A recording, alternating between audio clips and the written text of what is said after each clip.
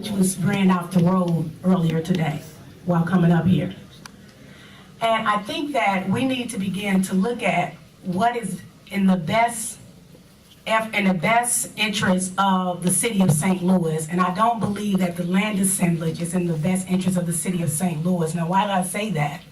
I say that simply because there is $95 million in tax credits going to individual, while hundreds and hundreds of children are without health care, while many of our social service programs are going out of business because they can't hold up.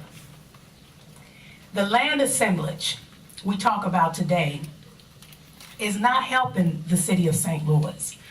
Some people may say that, hey, we need it. We don't have any development going on in the city of St. Louis. Well, that's a myth. There's a lot of development going on in the city of St. Louis. And I truly believe that if this land assemblage was right in the beginning, then he would have started off with inclusion in the beginning. There's been no dialogue, no conversation with the neighborhood organizations, with the local community leaders as to what's going to be in North St. Louis as a result of this land assemblage tax credit.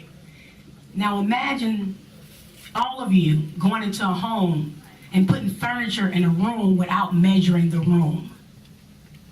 You won't know what can go in there. And I'm saying we don't know what the plan is for this land assemblage tax credit.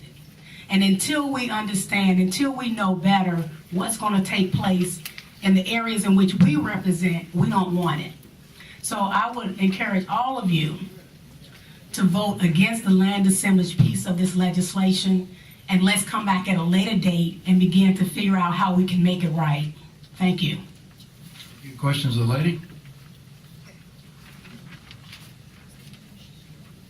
Representative McGee, please proceed. Good morning. Good morning.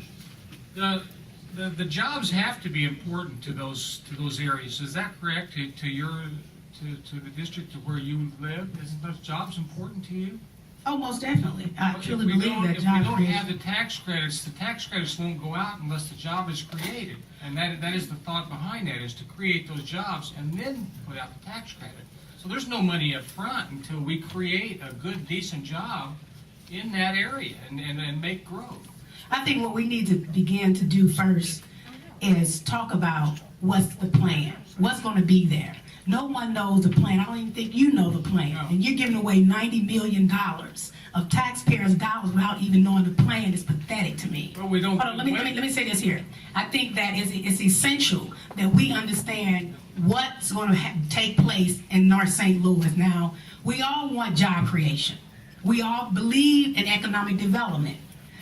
But at the end of the day, there is no one coming into our community that cannot tell us the plan and not expect resistance. And that's what he's having right now, is resistance, because you're coming in and you're being disrespectful to the local elected officials as well as the community. As a result of that, there's opposition. We don't know what the plan is. We don't know if there's going to be a prison there. We don't know if there's going to be a sweatshop there. We don't know what's going to be there.